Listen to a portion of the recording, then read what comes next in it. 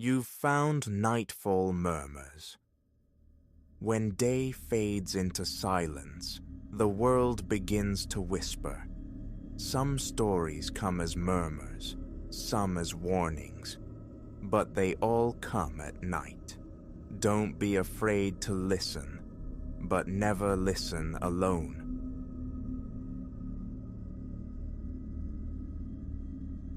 Dusk had bled into the bones of the old house by the time I breached its silence, intending only a swift retrieval of ancestral fragments left behind by my forebears. My initial steps into the cavernous front hall resonated strangely. The floorboards groaned a discordant pattern that gave me pause, a miasma of dampness and stale time. The scent of a place sealed too long against the world clung to the air. I tried to shrug off the nascent disquiet, yet an unnerving quality in the profound hush settled deep within me. It was on this particular night, amid the settling dust and lengthening shadows, that the discovery of the diaries irrevocably altered the landscape of my life. High in the airless gloom of the attic, while searching for faded photographic ghosts, my fingers stumbled upon a small, dust-mantled trunk. Time had weathered its wooden shell, fracturing the metal latch, which surrendered with minimal resistance to my prying. Inside nested several notebooks, journals worn soft with handling, their pages yellowed to the shade of old ivory, the ink within them retreating into faintness in places.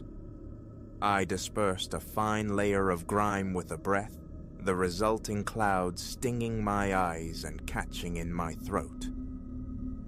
A moment later, I carefully opened the uppermost volume. Initially, my eyes scanned for familial anecdotes or historical footnotes. What confronted me instead were chronicles of the uncanny, susurrations ghosting through hallways in the dead of night, portals swinging open untouched by human hands, spectral shapes flickering across window panes in uninhabited rooms. My own name surfaced in several entries, brief, startling references. Phrases like, "He might perceive it one day," or "He is destined to witness what we have all witnessed," sent a tremor through my hands. I delved deeper, navigating the labyrinthine entries across multiple volumes. They were penned by different hands across generations. My grandmother, an obscure great-uncle, relatives whose names were mere whispers in family lore. Yet the narratives converged. Each chronicler detailed steps in empty rooms, phantom whispers, an unsettling awareness pervading the house. All began in doubt, only to arrive at the unshakable conviction that the residents harbored something beyond comprehension. Logic had always been my compass, my life governed by facts, tangible evidence, the predictable cadence of the mundane. Finishing the final entry, I clung to rationalization. Fear is infectious. Perhaps each successive generation, having read the prior accounts, succumbed to suggestion, perpetuating the unease in their own writings. This I told myself, even as the house began to murmur its own truths that night, truths increasingly difficult to ignore. The first whisper arrived near midnight, a sibilant utterance lost in the surrounding darkness. The word itself remained elusive, yet its effect was immediate, a frantic drumming against my ribs. Rising from the embrace of a worn armchair in the drawing room, I traversed the groaning floorboards, seeking the source. Nothing. The room remained static, utterly devoid of other presence. Attributing it to a draft, I attempted to regain composure. Minutes later, a soft, dragging sound emanated from the hallway. A rodent, perhaps, yet the quality seemed more deliberate, more intentional. It ceased the instant my foot met the hallway's polished wood.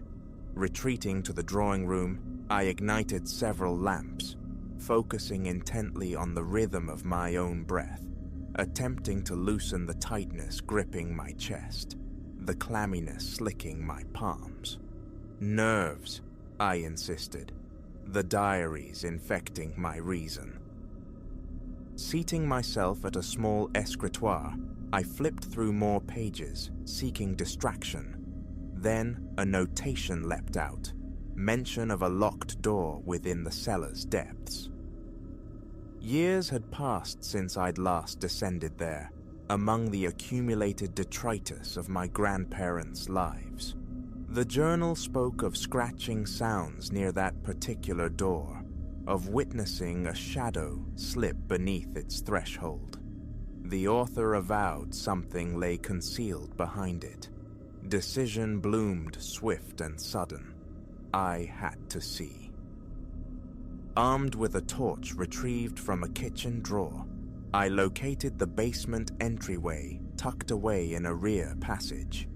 Its hinges shrieked in protest as I pulled it open, releasing a gust of musty subterranean air.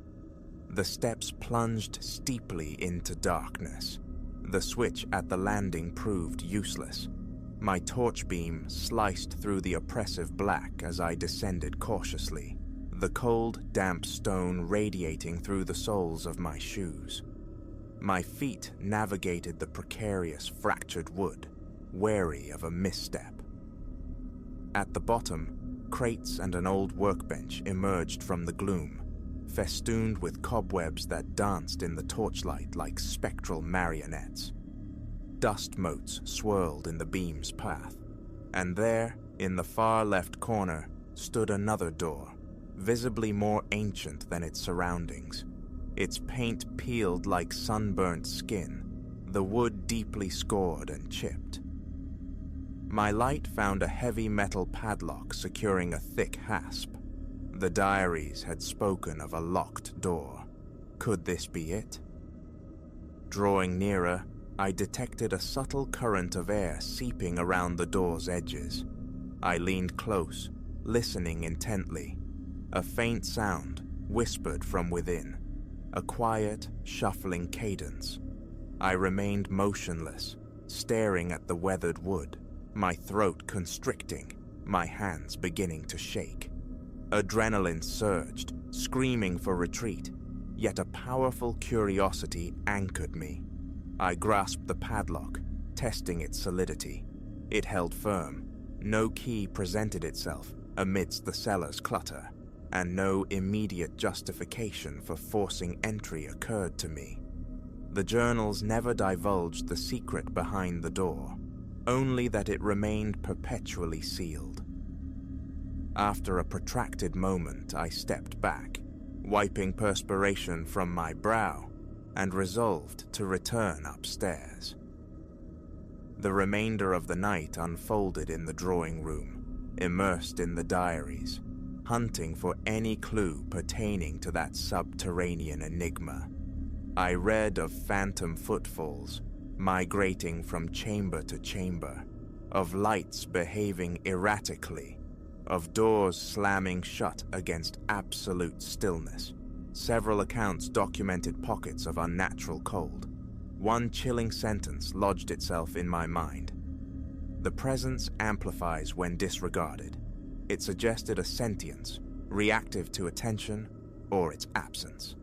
The journals offered no coherent explanation, only raw personal testaments of sensory assault. As the hours bled towards dawn, my tension escalated. Fatigue weighed heavy on my eyelids, yet sleep remained elusive. Every incidental noise, the house settling, the wind's moan, the refrigerator's ancient hum, became magnified, amplified by dread. Around 3 a.m, slumber finally claimed me in the armchair. I awoke abruptly to the groan of a nearby door. My heart leaped, eyes flying open. The drawing room door, previously shut, now stood ajar. Listening intently, I detected a soft footfall. Holding my breath, I rose, sweeping the torch beam around. It grazed a flicker of movement in the hallway near the staircase's base, there and gone in an instant. I lunged towards the spot, finding only empty air. My heart hammered violently, dizziness washing over me. A cold sweat beaded on my skin. My entire frame trembled. I tried to call out, but my throat was parched. My mind scrambled for logical footing, yet the certainty remained. I had glimpsed a form, roughly human-sized, but possessed of an unnatural, gliding locomotion. Forcing slow, deliberate breaths, I methodically checked the adjacent rooms. Each stood empty. Nothing seemed disturbed, save perhaps for a faint blurring of the dust patterns on the floorboards. Footprints, aged and indistinct, impossible to identify as my own. The following morning became a dedicated quest for the basement door's key. I meticulously sifted through kitchen drawers, pried open rusted tin boxes in the attic's shadowed corners, probed beneath loose floorboards in dormant bedrooms. Old photographs, receipts, brittle letters surfaced, but no key. A burgeoning compulsion to breach that door intensified, a conviction that answers lay beyond it. Shoving aside stacked crates in an attic recess revealed a small metal container. Though locked, its lid yielded to the persuasive edge of a screwdriver. Inside, nestled on velvet lining gone thin, lay a cluster of keys on a rust-pitted ring. Carrying them down to the cellar's chill, I tested them against the padlock. The third key slid home, turning with a decisive click that echoed sharply in the subterranean silence. I didn't immediately open the door. The act of simply turning the key, confirming its fit, was enough for the moment. I stood there, torchlight painting the padlock, the heavy thud of my pulse loud in my ears, my mouth desert dry. Was I prepared? Uncertainty warred within me. One part anticipated an empty storage void, perhaps a forgotten coal chute. Another part recoiled, dreading a manifestation echoing the diary's shadowed whispers. I chose action. Turning the key once more, I heard the lock spring open and removed the heavy padlock. My hand hovered over the latch, hesitated, then lifted it. The door swung inward with a protracted creak, releasing a damp, cold exhalation against my face. Gooseflesh prickled my arms. I directed the torch beam into the opening. The space was compact, closet-sized, lined with shelves, burdened by old jars and dust-caked tools. The floor was bare concrete. Spotting a light switch, I flicked it upward. A single, naked bulb cast a weak, yellow illumination. Stepping inside, nothing initially struck me as peculiar. Then my gaze fell upon a faint discoloration marring the back wall, resembling water damage, yet possessing an unsettling configuration. As I moved closer, the temperature plummeted discernibly. My breath plumed white in the sudden chill. Above me, a distinct scraping sound broke the silence. My head snapped up. Only ceiling beams met my frantic gaze. Abruptly, the door slammed shut behind me with violent finality. The bulb overhead flickered erratically. I lunged for the handle, twisting, pulling. It felt immovably stuck, as if braced from the other side. Panic surged, my breathing accelerating into ragged gasps. I shouted, my voice swallowed by the confined space. After several desperate attempts, the door suddenly yielded, sending me stumbling backward into the main cellar area. It remained open, revealing no one. I examined the latch. It wasn't engaged. there existed no physical reason for its resistance. Scrambling up the stairs, my legs trembled with each upward step. The diaries hadn't lied. Unseen forces did indeed move through this house, closing doors, whispering names, assuming fleeting shapes. Belief was no longer a choice. Seizing the diaries once more, I devoured further entries. One described an oppressive sensation of being watched. Another chronicled an overwhelming cold encountered specifically near that locked cellar door. The chilling realization dawned. I was meticulously retracing the steps laid out in those time-worn pages. For several ensuing days, I remained within the house's grip, committed to investigation. Afternoons were spent exploring every room, scrutinizing walls for hidden panels, testing floorboards, seeking old vents or drafts that might explain the illusions. My hands traced the contours of upstairs hallway walls, my ear pressed against the plaster, tapping, listening for hollow spaces, finding resonance but no hidden passages. By daylight, the house maintained a semblance of normalcy, punctuated only by inexplicable cold spots and the occasional distant echo of footsteps. Nightfall invariably brought heightened tension. Soft thuds reverberated through the structure. Faint whispers curled at the edge of hearing. My senses sharpened to an almost painful acuity. My heart became a frantic prisoner, leaping at every creak and sigh of the old timbers. Perspiration slicked my skin despite the ambient cool. A knot of anxiety permanently resided in my stomach, often stealing my appetite. I existed in a state of perpetual anticipation, yearning for a definitive glimpse of whatever entity shared this space. I employed a camera, attempted audio recordings, desperate for tangible proof. The recordings yielded only static and the house's mundane groans. One evening, ensconced in the drawing room, I read from my grandfather's journal. He detailed a moment, seated in this very chair, when he felt an undeniable presence manifest behind him, a distinct pressure upon his shoulders, like unseen hands resting there. As the words settled, something brushed against the nape of my neck. I sprang up, whirling around, torch beam cutting through the dimness. Emptiness greeted me, yet the air where I had stood moments before held a palpable, lingering cold. The hairs on my arms rose, my skin prickled. I rubbed my arms vigorously, seeking warmth that wouldn't come. That night, the sound of footsteps in the hall jolted me from sleep twice. Each time I bolted from bed, only to find the corridor deserted. On the second occasion, I resolved to remain still, peering through the narrow crack of my bedroom door. The steps were slow, heavy, like boots pacing on bare wood. They approached, paused momentarily outside my door, then continued onward.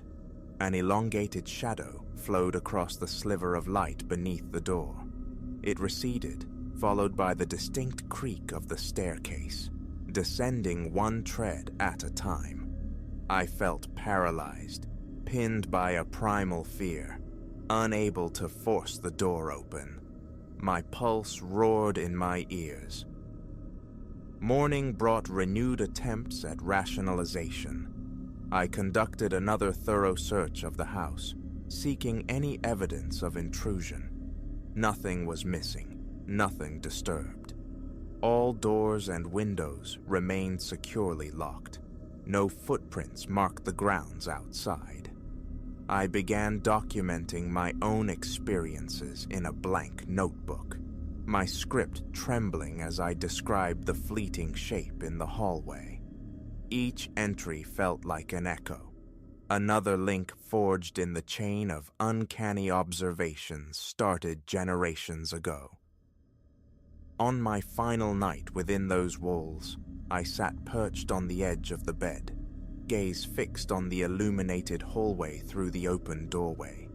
I'd left every light burning, a futile gesture against the encroaching dark, yet preferable to total immersion. Around midnight, a shuffling sound emanated from behind the wall beside me, proximate, intimate, like a hand sliding across plaster. Rising, I pressed my ear to the cool wallpaper. A faint, singular tap answered the pressure. Hesitantly, I knocked back. Silence descended, thick and expectant. My chest constricted, my hands shook uncontrollably. Swallowing past a knot of fear, I stepped away. Later, a low whisper seemed to originate near the window. Moving towards it, torch beam leading, I discerned a vague shape coalescing near the heavy drapes. It shifted, then dissolved. My heart thundered against my ribs. My breath hitched, caught somewhere in my tight chest. Forcing myself forward, I violently swept the curtains aside. Nothing. No footprints marred the polished floor, no sign of ingress. Only my own reflection stared back from the dark glass. Pale, terrified, eyes wide with strain, hair plastered to my forehead with sweat. The realization struck with stark clarity. I couldn't endure many more nights like this. The following dawn, I packed the diaries and prepared to leave. Before crossing the threshold for the last time, I paused, listening. In the impartial light of morning, the house wore a mask of tranquility. The floors were silent. The whispers had retreated. The air felt ordinary, but I knew this calm was merely a facade.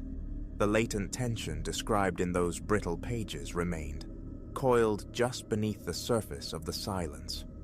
I locked the door, the sound unnaturally loud, and drove away, my mind a chaotic jumble of unanswered questions. Those journals were testament. Every member of my family who had lingered within those walls had encountered the same phenomena: the footsteps, the shadows, the disembodied voices. I possess those diaries still. Occasionally, in the sterile quiet of my apartment, miles removed from that ancestral pile, I revisit their contents. Reading them resurrects the visceral sensations, the chill of the hallways, the suffocating weight of the endless nights. Even now, faint sounds sometimes intrude upon my solitude, particularly in the deep hours. Whether I carried something away with me, or if my psyche remains ensnared in that cycle of dread and morbid curiosity, I cannot say. Returning to the house holds no appeal. The diaries stand as sufficient and chilling reminders that the bulwark of logic cannot always withstand the inexplicable, and that within those walls, every creak, every rustle, every phantom whisper holds an undeniable reality for the one who bears witness.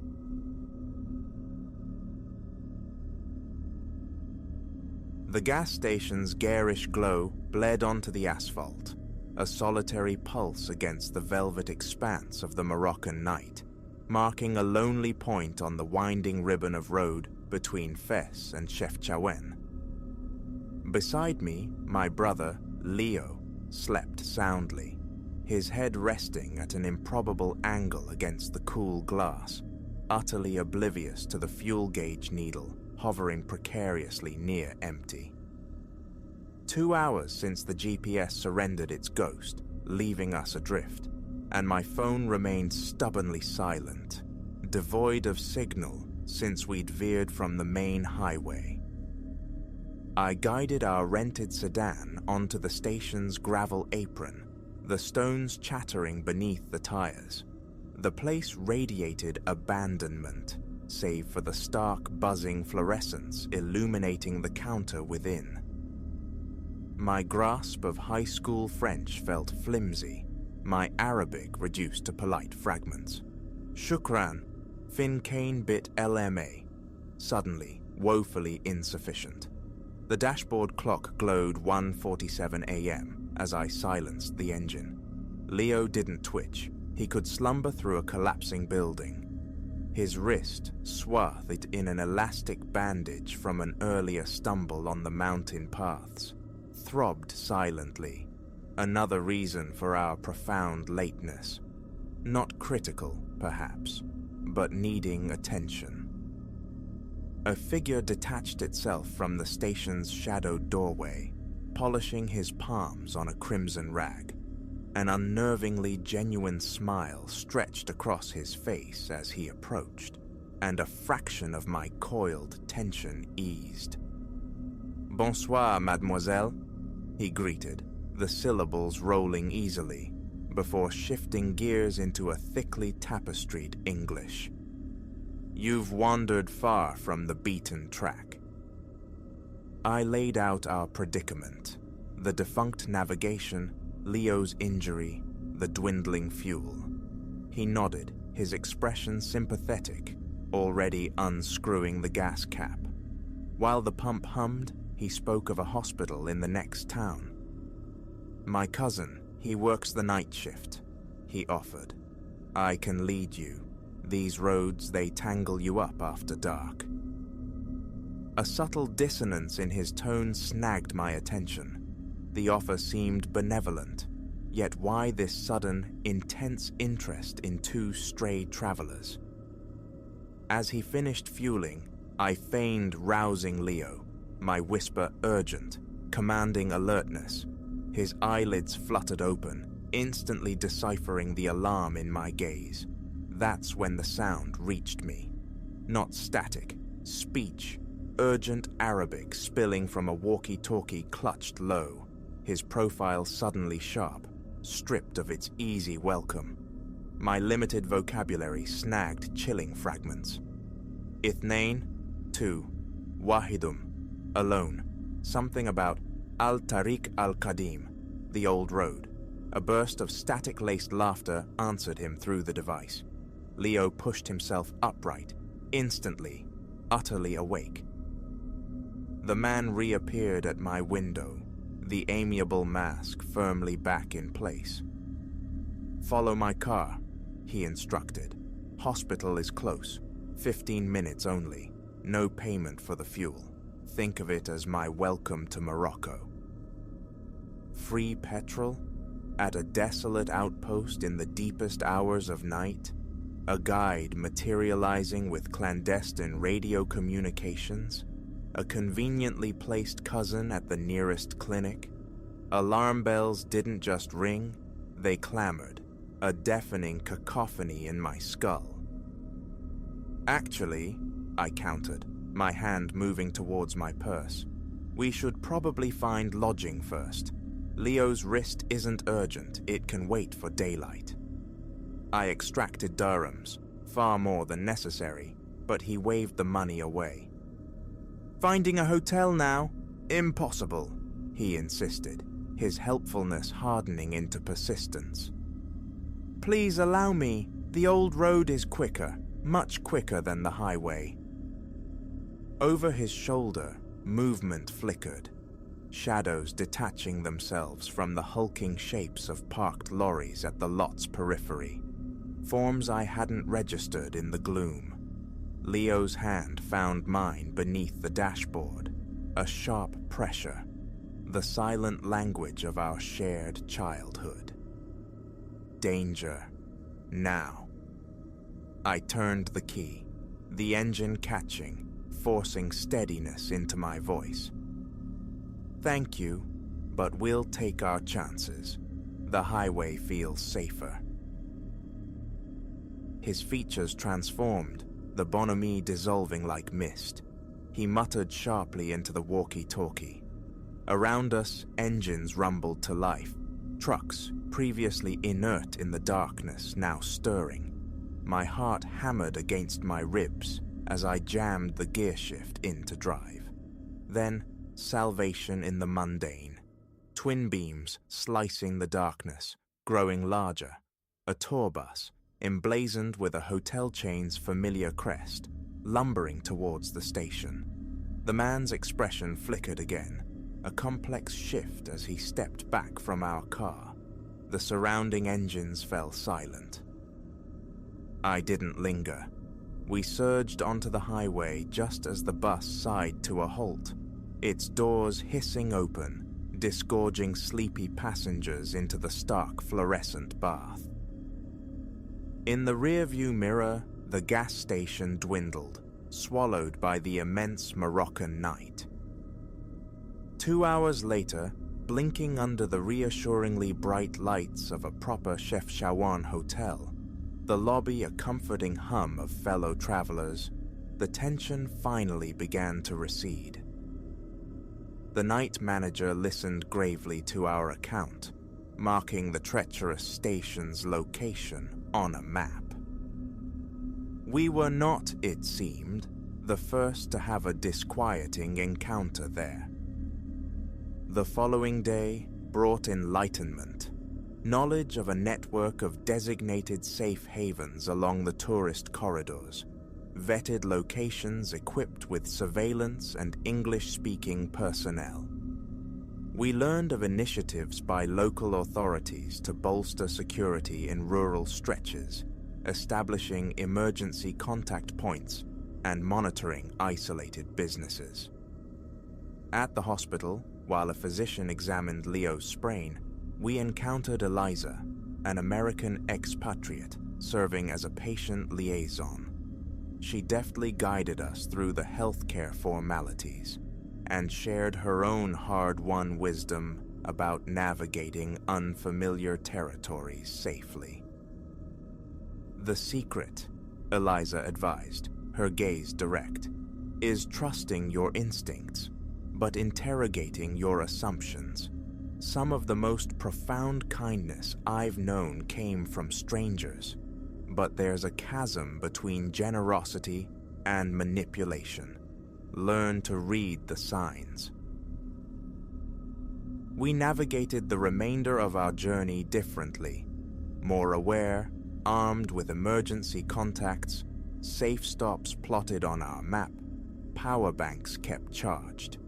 We encountered breathtaking generosity from strangers, potent reminders that one brush with darkness doesn't define a nation or its people.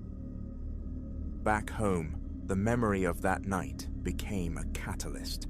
I launched a travel blog focusing on vigilance and practical safety for women venturing solo. Soon, others shared their narratives, near misses, cautionary tales, lessons learned. Collectively, we built a repository of strategies for exploring the unknown while remaining attuned to potential threats. The incident itself spurred tangible changes. Authorities installed emergency call boxes along remote routes. Local enterprises adopted a safety certification, displaying stickers identifying them as verified safe stops. Women travelers fostered informal networks, sharing locations and travel plans. Just last month, an email arrived from a young woman embarking on her own Moroccan adventure. Rather than recount the fear, I shared the insights gained. The power of preparation, the importance of knowing your resources, the imperative to trust that inner warning bell, and the crucial understanding that most encounters are rooted in genuine goodwill. Because that was the enduring truth distilled from that night. Not that the world is inherently menacing, but that being prepared empowers you to embrace it. Every landscape holds shadows, yes, but also those dedicated to illuminating the way forward, making the paths safer for those who follow. Now, when I travel, my pack contains more than maps and emergency numbers. It holds the weight and wisdom of experience. The world, vast and wondrous, still beckons, demanding only that caution and curiosity travel hand in hand.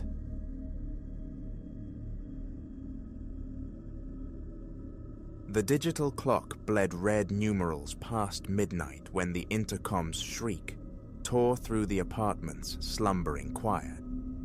I was adrift on the couch, navigating the blue-gray flicker of dead channels, seeking oblivion in their static lullaby. Silence had been absolute, save for the television's murmur, overhead lights extinguished, leaving only a solitary lamp pooling weak amber beside me.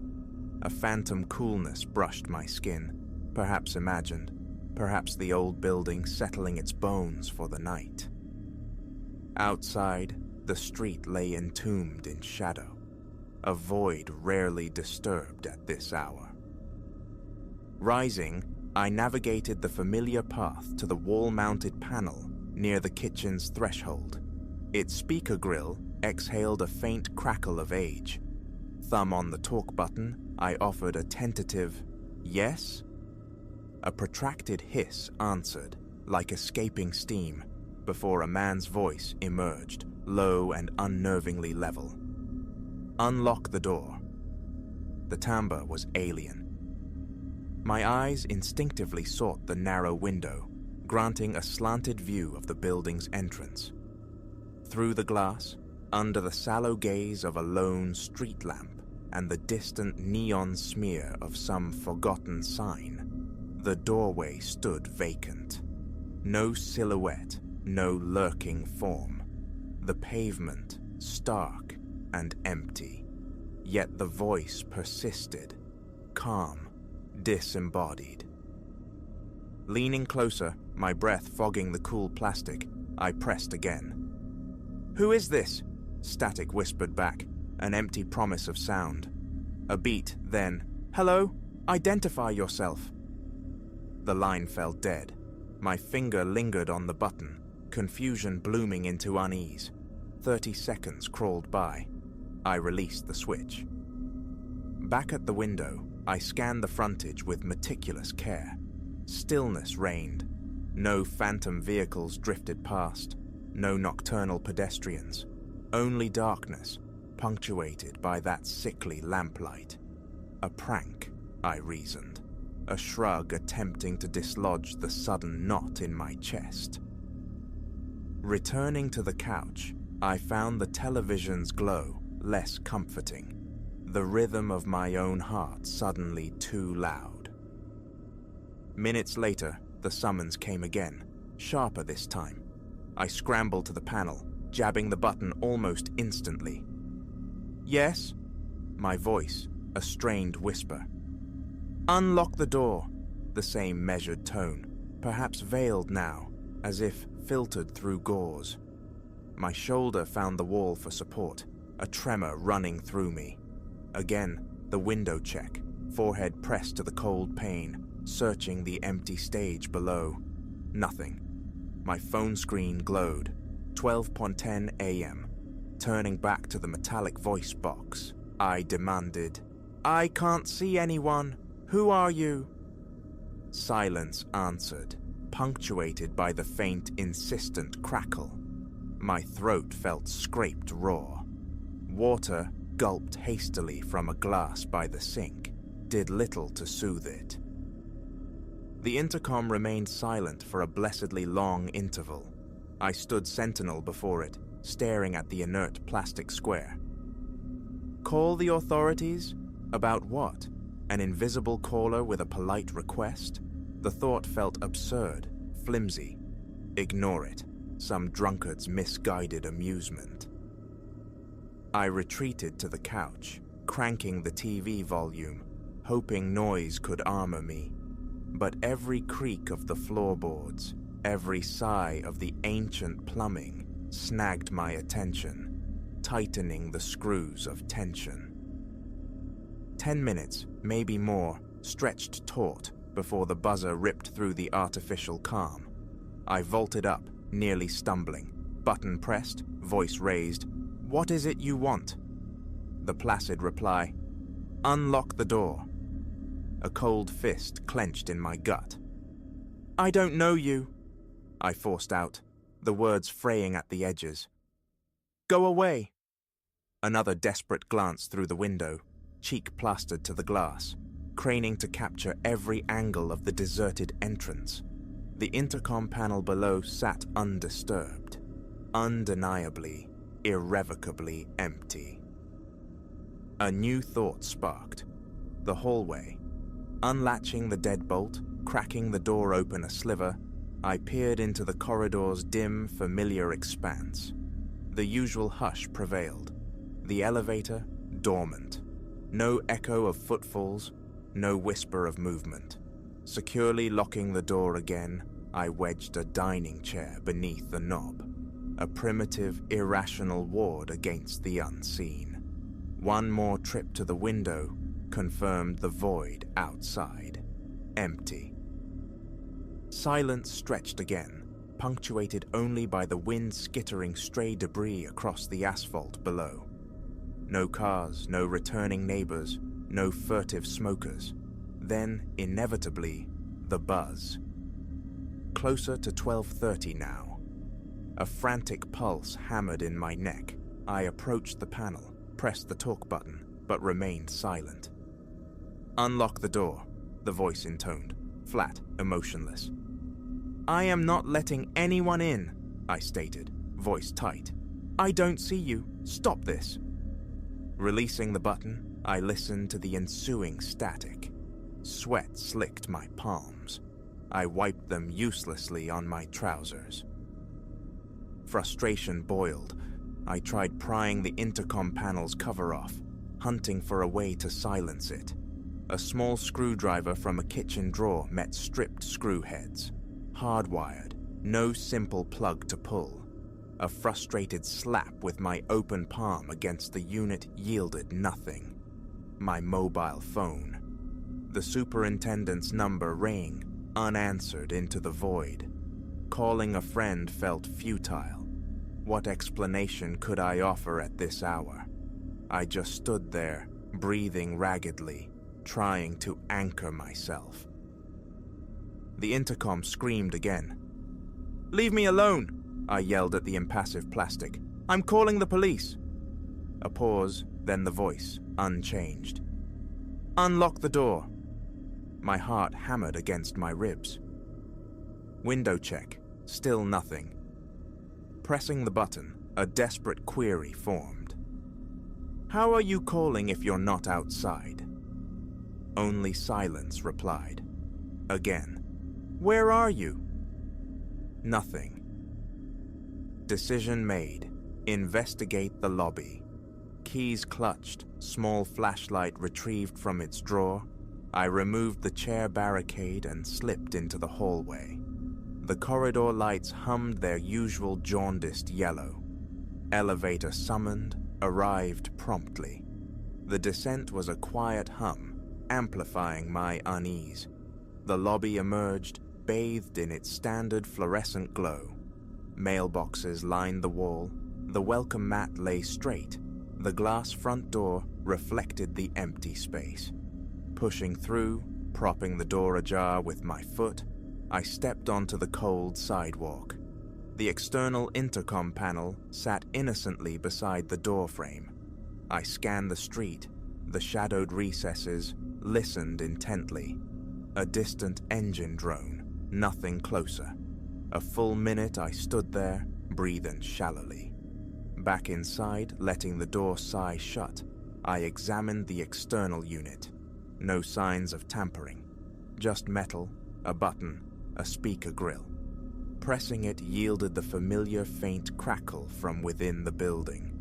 Normal. Returning towards the elevator, my pocket vibrated. Phone out. No signal bars. Strange. Service here, even in the lobby, was usually weak but present. The wall-mounted building landline offered only dead air. No dial tone. I stared at the receiver. Light switches worked. Just the phones. Dead. Back in the elevator, pressing my floor button, the doors slid closed. Ascending, thoughts raced. Someone was using the intercom. Invisibly, phones out, technical glitch? A repeating recording? But it had responded initially. That didn't fit. Reaching my floor, a low buzzing seemed to emanate from the hallway itself, a faint electrical thrum beneath the silence. I crept back to my apartment, key sliding into the lock, securing the deadbolt behind me. The chair wedged back in place. Mobile check again. Still no service, even by the windows. The intercom shrieked anew, a visceral shock. I approached cautiously, pressed the button. Before words could form, the voice, "Unlock the door." Steadying my breath, I spoke slowly, deliberately. "Unless you identify yourself, I'm not opening anything. I cannot see you." A pause filled with crackling static, then silence. Releasing the button, I peered down at the street. The same tableau. Empty pavement, weak light, utter stillness. A dull ache began behind my eyes. Sweat beaded on my forehead, my shirt clinging damply to my back.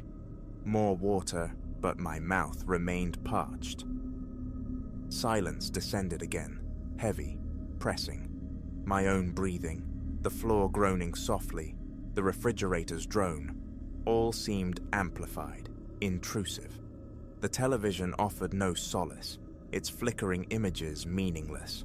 I switched it off. I found myself standing near the intercom, waiting. 10 minutes dripped by. Phone check, barely 1 a.m. An eternity compressed into a single hour. It buzzed, a sharp intake of breath through clenched teeth. Button pressed. "Unlock the door." This time I countered, "Why?" Silence. Again, "I'm not opening the door. Leave." The speaker hissed, then popped sharply. A tap with my finger elicited nothing. "Hello?" I ventured. Dead air. I watched the panel, unblinking for several minutes. Nothing. A new strategy. The stairs. Maybe surprise was possible. The concrete stairwell echoed my cautious footfalls, cold beneath my thin soles. Reaching the lobby level, I peered through the door's small window. Empty. Easing the door open, I scanned the interior, then stepped outside once more. 2 minutes I stood sentinel, eyes sweeping the desolate street. Nothing stirred. Back to the elevator. Ascending, the car's light flickered once, a stutter that sent a jolt through my chest. I swallowed hard. My floor arrived without further incident. Back inside, lock secured, I leaned against the door, forcing slow, deep breaths. The intercom rang. My heart leaped. I strode over, pressed the button. "I'm not letting you in," I stated firmly. This time, no words answered, only breathing. Slow, rhythmic inhalations and exhalations, amplified through the small speaker. I listened, finger trembling on the button. "What do you want?" The breathing persisted a few seconds more, then ceased. I released the switch, waited, pressed again. "If you can hear me, tell me who you are." No reply. Silence reclaimed the line. I stared at the panel, the seconds stretching into an unbearable tautness, punctuated only by the frantic drumming in my ears.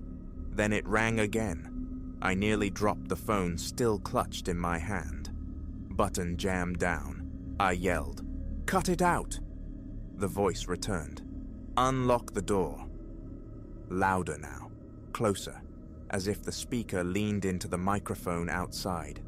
Every muscle in my body felt coiled, rigid. My jaw ached from clenching. The thought of touching the door release button sent a fresh wave of cold sweat down my spine. Pacing the living room, my gaze kept returning to the intercom, attributing to it a malevolent awareness. It fell silent. I froze, listening. Minutes passed.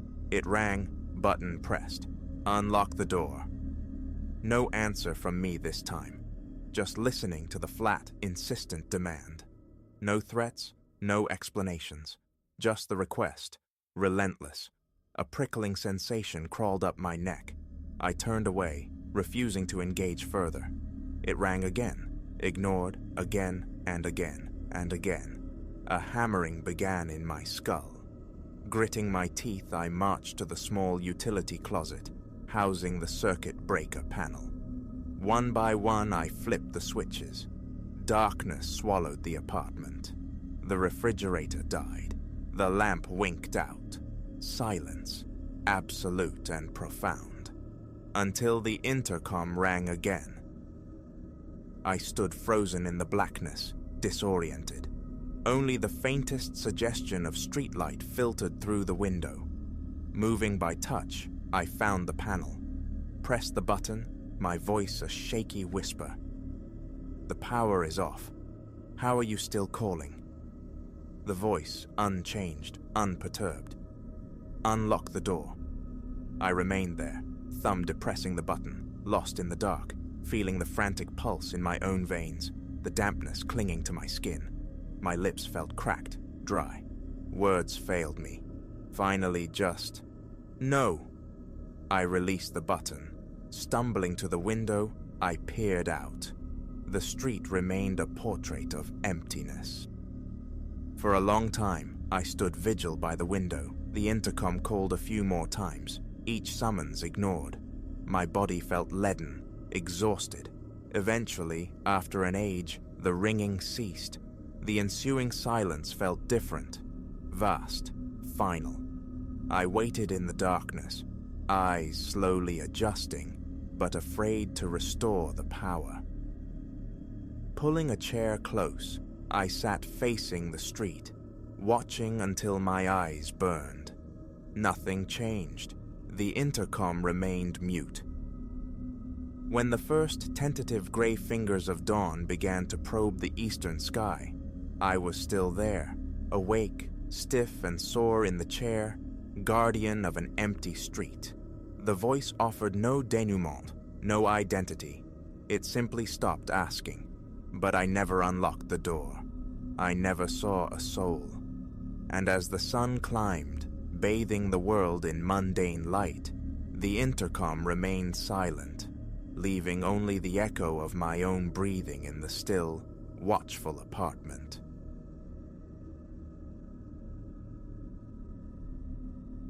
The Maya stains ceased directly upon the welcome mat, a sodden narrative terminating mid-sentence, as if the teller had evaporated into the very air. Silas lingered there, his fingers a breath away from the brass knob, his thoughts a frantic scatter of grim hypotheses, none remotely comforting. Tuesday had dawned crisp, unremarkable, or so Silas believed until that moment.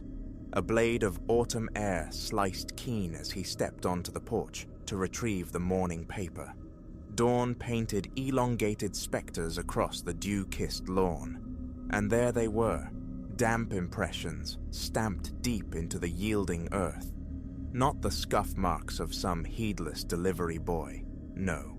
These were vast, weighted prints, their stride unnervingly long, suggesting haste, perhaps flight. They marched, inexorable, toward his home. His gaze traced the terrestrial trail, a prickle of ice tracing his vertebrae as he registered their destination. The path culminated precisely at his doorstep, and halted, utterly, as if the walker had been plucked from existence at that very spot. Silas scanned the periphery. The brooding silhouettes of ancient maples lining his property held no lurkers. Only the distant thrum of the waking city broke the preternatural stillness. With a tremor seizing his hand, he turned the key, slipped inside, the click of the deadbolt echoing too loudly in the undisturbed quiet. The house exhaled stale, familiar air. Nothing amiss. An overripe imagination, surely, fed by too many shadowed tales. He brewed coffee, potent and black, seeking solace in the mundane ritual. Yet his focus fractured, pulled again and again to the window, to the stubborn damp sigils outside. A persistent sense of unseen observation clung to him like static. He feigned illness, canceling work. The thought of leaving the sanctuary of his walls felt suddenly, deeply impossible. The house became a cage. He paced, testing latches, peering through glass panes with mounting anxiety. By midday, the pendulum swung toward self-doubt. Was he spiraling into delusion? He craved certainty, a tangible anchor against the tide of unease. Then, recollection surfaced like a life raft. The electronic eyes he'd mounted months prior, a bulwark against mundane threats. Now perhaps the key to understanding this far stranger fear. A flicker of gratitude for that past paranoia ignited within him. The laptop hummed to life, his fingers unsteady on the trackpad as he summoned the surveillance archives. The system, vigilant, logged all motion. He scrolled back through hours of nocturnal stillness, the slow dance of shadows, cast by the wind-stirred trees, the fleeting headlights of passing cars painting transient stripes on his walls. Midnight bled into the deeper hours. 1:40 a.m., 2:00 a.m. Only the vacant stage of his lawn met his gaze.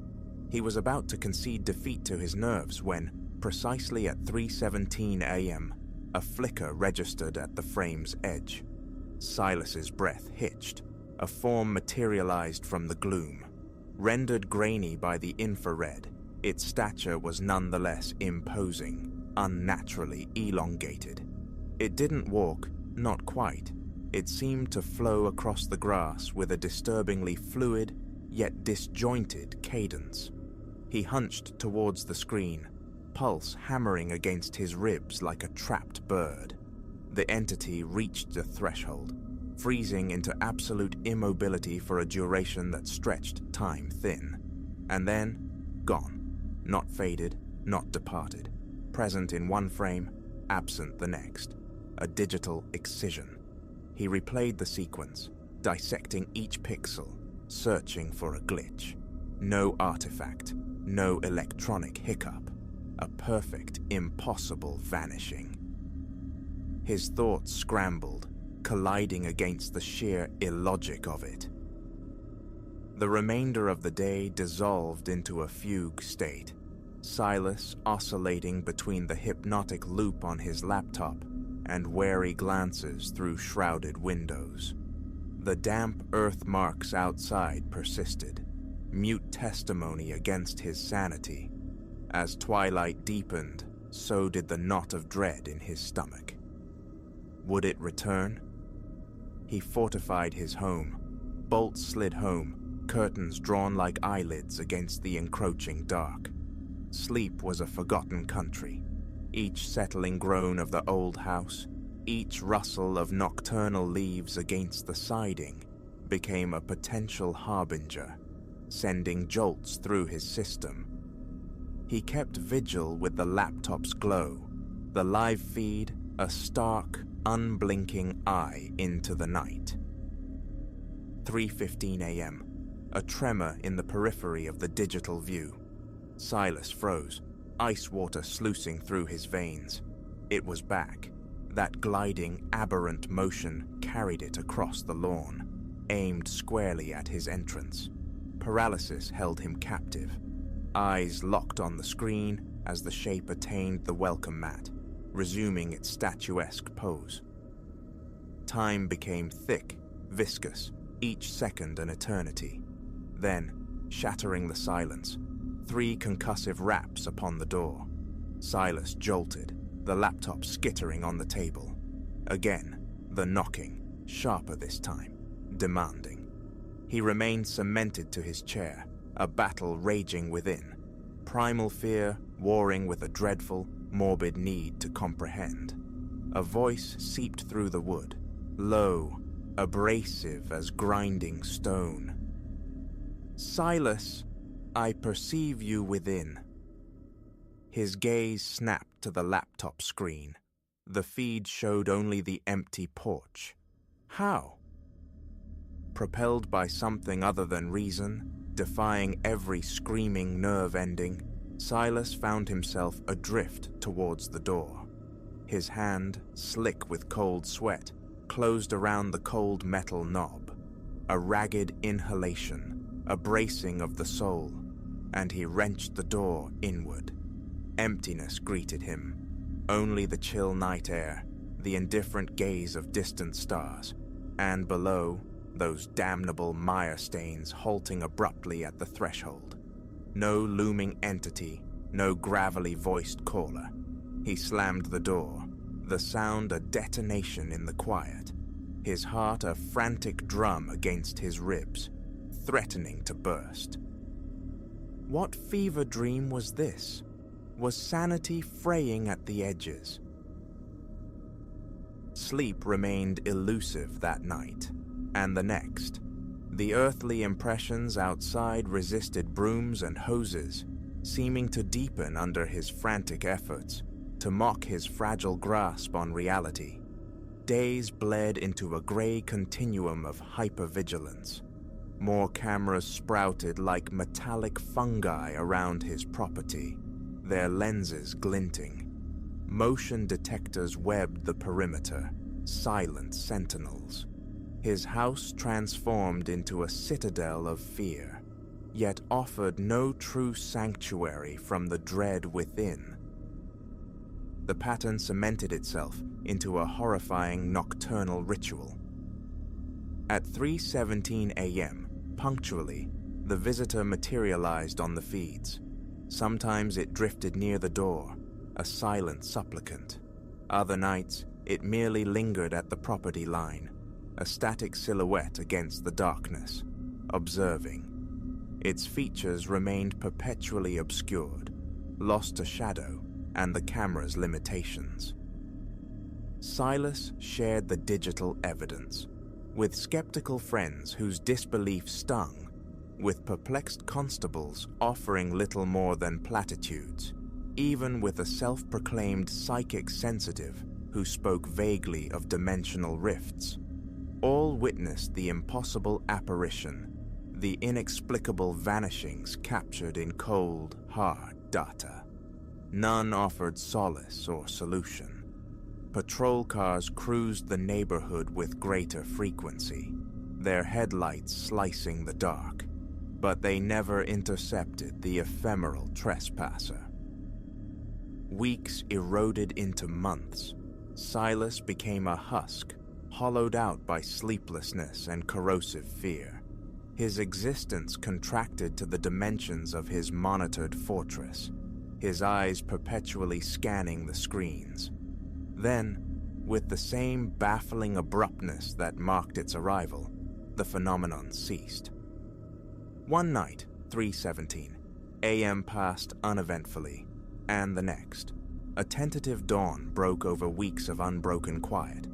Hope, fragile and almost painful, began to germinate in the ravaged landscape of his mind. Had the visitation concluded? Had the nightmare ended? Cautiously, inch by painstaking inch, Silas began to unbar his life. He stepped blinking into the sunlight, the world outside seeming unnaturally bright.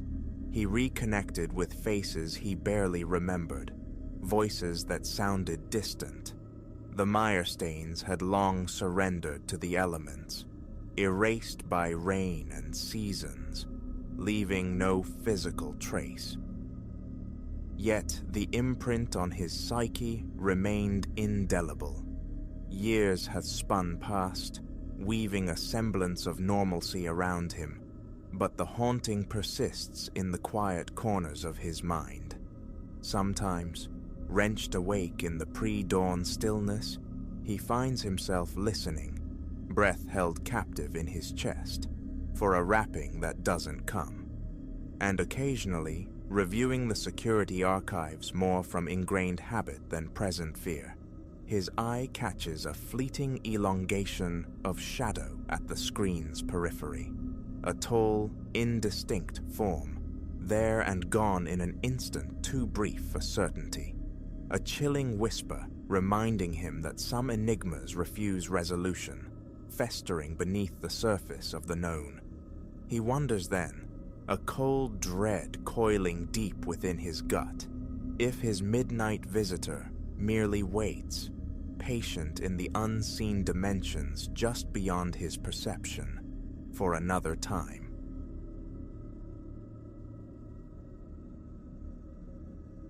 The wipers smeared the deluge across the glass, a frantic, inadequate gesture against the sheeting rain.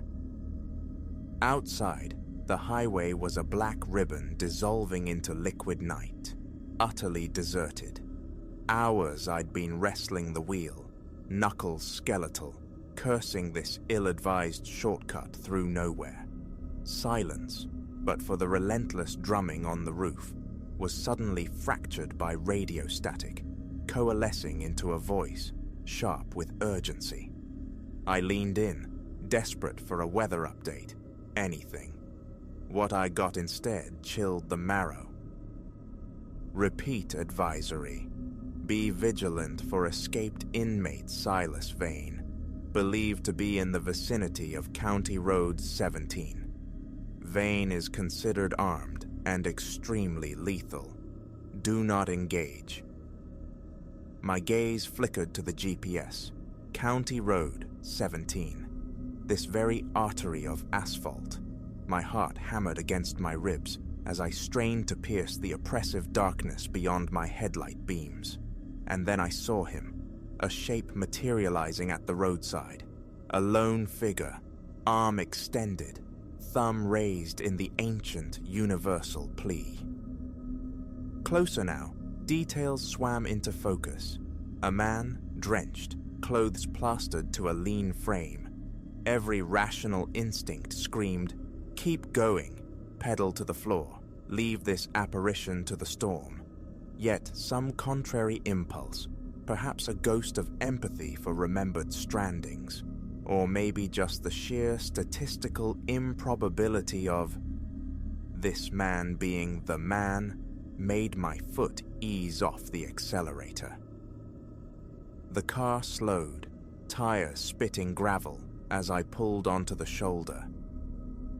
He hurried toward the passenger side through the downpour. I cracked the window just enough for sound to penetrate.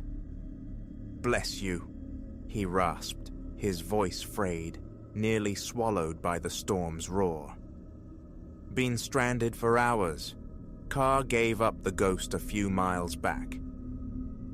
Hesitation. My thumb hovered over the lock mechanism. "Where are you trying to get to?" "Just the next town," he said, offering a smile that seemed genuine, grateful.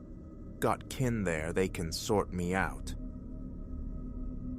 Against the frantic alarm bells ringing in my skull, I thumbed the unlock button. "Get in," I managed, wrestling to keep the tremor from my voice. He slid into the seat, bringing the chill of the storm with him, and something else, a faint, almost imperceptible metallic tang beneath the scent of wet earth. As we merged back onto the slick pavement, I risked a sideways glance. Younger than I'd first thought, perhaps early 30s. Dark hair slicked to his forehead, a few days' growth shadowing his jawline. But it was his eyes that snagged my attention. Dark, intense chips of obsidian that flickered around the cabin, cataloging every detail with unnerving focus. "Elias," I offered into the taut silence, needing to fill the space. He paused just a fraction too long. "See," he replied finally, "truly appreciate this. Not many folks would stop for a stranger in this kind of deluge." I gave a curt nod, eyes glued to the hypnotic sweep of the wipers. Figure I'd want someone to do the same for me. We drove on, the silence stretching, heavy and thick, punctuated only by the wiper's rhythmic sigh and the rain's dull roar. I could feel his gaze on me, a palpable weight. The fine hairs on my nape prickled. "So, Elias," his voice sliced through the quiet, making me jump. "What errand pulls you through this lonely void on a night like this?" I swallowed, my mouth suddenly arid. "Just heading home, business trip. Thought this route would be quicker," I admitted, starting to regret that calculation. He made a sound, a dry rasp that might have been a chuckle, utterly devoid of humor. "Funny about shortcuts, isn't it? How they often lead precisely where you never intended to tread." I offered a non-committal grunt, unsure how to respond. The silence descended again, more oppressive than before. My grip tightened on the wheel, palms slick despite the car's cool air. "Mind if I try the radio?" he asked, his hand already moving toward the console. "Fine," I clipped, strangely grateful for any potential distraction. He twisted the dial, static erupting before settling on a clear station. It was the same one. Police are once again urging citizens to remain on high alert. Escaped convict Silas Vane is still at large. Vane, serving life for multiple homicides, is considered extremely dangerous. He was last seen wearing a dark jacket and jeans. The blood drained from my face. The description was a perfect mirror of the man beside me. My eyes darted to the rear view, colliding with his reflection. In that frozen moment, recognition sparked between us. Cold, hard, and absolute. He knew that I knew. The atmosphere in the car shifted instantly, the simmering tension igniting, crackling like frayed wires. I saw his hand drift, slow and deliberate, toward the inside pocket of his jacket.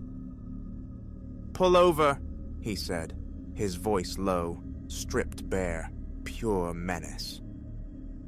My mind raced, frantically seeking an escape route. We were adrift in a sea of darkness, miles from anywhere, no other headlights visible. Stopping now meant oblivion. "I said pull over!" he growled, his hand clearly clenching something solid within the fabric. Instead of braking, instinct took over. I slammed my foot down on the accelerator. The engine screamed, the car surged forward, tires scrabbling for purchase on the treacherous, rain-slicked road. Silas was thrown back against the seat, a stream of curses erupting from him. "What the hell do you think you're doing?" he shouted, struggling to regain his balance. "Staying alive," I answered, surprised by the steadiness that had found its way into my voice. What followed was a terrifying high-speed ballet of desperation played out on the winding, waterlogged highway. He lunged for the wheel, attempting to wrench control, force us off the road. I fought him, swerving violently, the car fishtailing wildly, a silent prayer torn from my throat. In the frantic chaos, his hand slipped from his pocket, revealing what he'd been gripping, a cruel length of steel, its blade catching the dashboard's faint, eerie glow. A shard of ice seemed to pierce my chest at the sight. "You're making this much harder than it needs to be, Elias," Silas breathed, his voice chillingly serene as he angled the knife towards me. "Just pull over. I promise I'll make it quick." "Not a chance," I spat back, my eyes flicking frantically between the road ahead and the gleaming threat beside me. Suddenly, twin beams of light sliced through the downpour, approaching fast. Headlights, the first sign of another soul on this desolate stretch in hours. Hope surged. If I could just hold on until we reached them. Silas saw them too, his face contorted with rage as he realized his window of opportunity was rapidly closing. With a guttural roar of frustration, he launched himself across the console, the knife slashing through the air toward me. I yanked the wheel hard to the right. The world outside dissolved into a sickening gyre of rain and shadow as the car spun across the highway. I heard Silas cry out, saw a peripheral blur of movement as he slammed against the passenger door. Then, with an ungodly shriek of protesting metal, we crashed to a halt. The airbag exploded in my face, a blinding, suffocating punch that left me momentarily dazed. As my senses struggled to clear, I became aware of two things: the rapidly approaching wail of sirens and the profound, chilling emptiness of the passenger seat beside me. Fumbling with the seatbelt latch, every movement sending waves of agony through my battered body, I managed to spill out of the wreckage onto the ravaged asphalt. Through the rain, I saw a dark figure staggering, then limping away, dissolving into the dense woods that lined the highway. The sirens grew deafening, the night erupting in strobing washes of crimson and cobalt. Police cruisers and an ambulance screeched to a halt around the mangled car. As paramedics rushed towards me, their voices murmuring reassurances, I heard one of the officers speaking urgently into his radio. "Suspect spotted fleeing into the woods off County Road 17.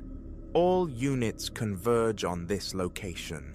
He's on foot and possibly injured."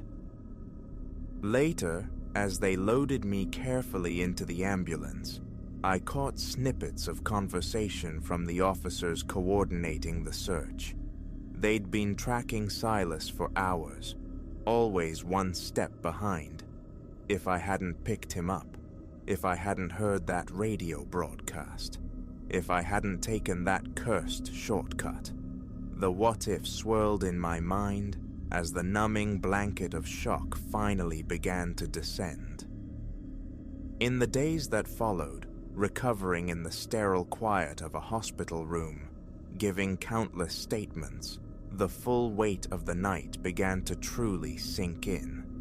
I had come face to face with a killer, stared into the abyss, and somehow stumbled back. Silas Vane was caught 2 days later, cornered in a derelict barn not far from where I'd crashed. They said he'd already killed 3 people since his escape. I would have been number 4.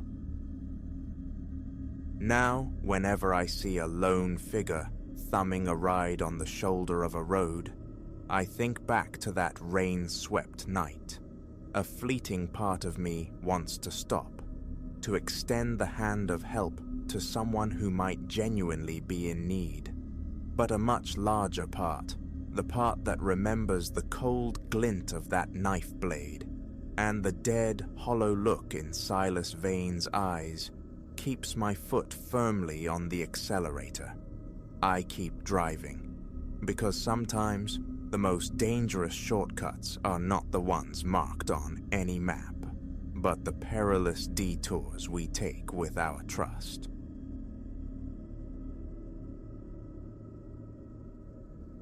There's a particular dislocation that settles in when the known path warps, a subtle friction against the grain of the familiar. It found Elio that night on the old hollow road, a stretch of asphalt he knew intimately, yet suddenly didn't recognize. The trees, usually just looming shapes, now felt like colossal, watchful entities. The road itself seemed to have narrowed, cinching like a tightening knot, while the sky bore down with a low, bruised weight. A world subtly askew, nudging the mind toward the precipice of doubt. Was this truly the same place? He'd departed a companion's gathering after a late meal, opting for the meandering solace of the rural route home. It was a pilgrimage he'd made countless times, this passage through dense woodland, typically tranquil, deserted under the late hour's cloak. He courted the solitude, the sensation of burrowing through a leafy tunnel formed by the overarching canopy, the rhythmic crunch of gravel beneath the tires, a familiar, grounding percussion. But this night breathed differently. Past 11, the darkness possessed an unusual density, profound and absolute. His headlamp sliced feebly into the void, illuminating mere feet ahead, while the flanking forest pressed in, unnervingly close. Clouds had swallowed the moon whole, leaving an oppressive blackness that felt almost tactile beyond the car's thin shell. Deeper into the woods he drove, a creeping awareness dawning.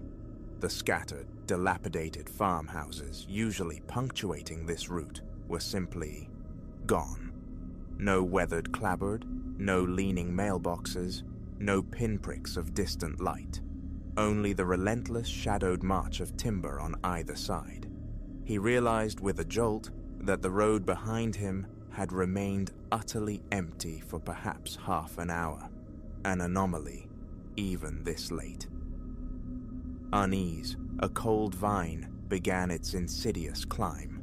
Seeking refuge in noise, Elio reached for the radio, only to be met with a hiss of pure static, a dead frequency mocking his attempt.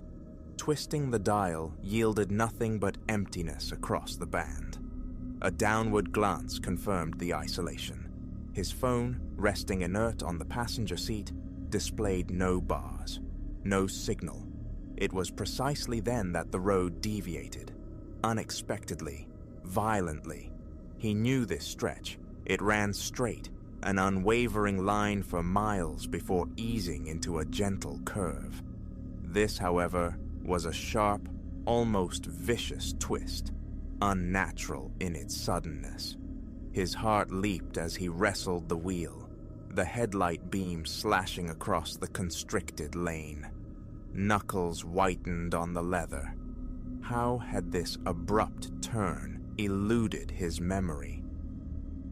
He eased off the accelerator, grappling with the insistent notion that he'd somehow strayed, taken a phantom turn. Impossible.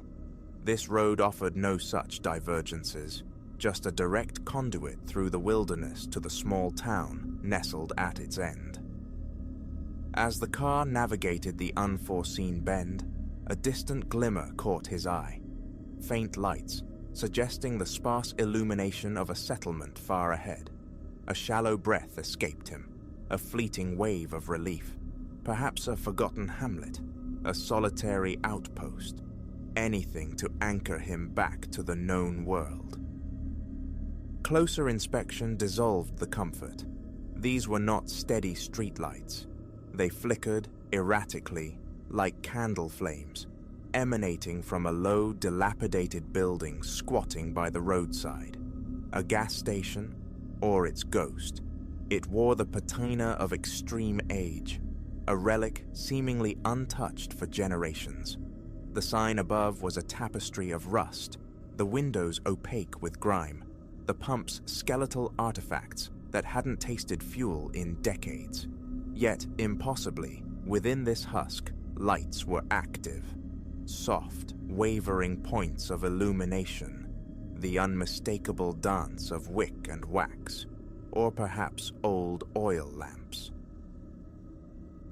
He slowed, crawling past the spectral outpost, the fine hairs on his nape prickling. Who would occupy such a ruin, deep in the nocturnal woods, tending candlelight? His gaze swept the surroundings. Empty road, impenetrable forest thick with shadow. He didn't stop. Couldn't. Acceleration brought distance, but not peace. The wrongness intensified. This place, this gas station, had no business existing here. It had never been part of the landscape he knew, yet there it stood, irrefutable in the darkness. He pressed the pedal harder, seeking escape velocity from the inexplicable, but the further he drove, the more profoundly adrift he felt. The road remained stubbornly unfamiliar. The trees, the impossible curve, the phantom station, fragments of a reality into which he'd inexplicably detoured. His heart hammered, a frantic prisoner in his chest. Another desperate check of the phone yielded only a dead, black screen. And then, impossibly, he saw it again. Looming ahead, the gas station, identical. The same shroud of rust, the same spectral flickering lights within, positioned by the roadside, as if patiently awaiting his return. Brakes screamed, the car shuddered to a halt. His pulse roared in his ears. No, he hadn't reversed direction, he hadn't deviated. Yet here he was, trapped in a loop, confronting the same derelict structure.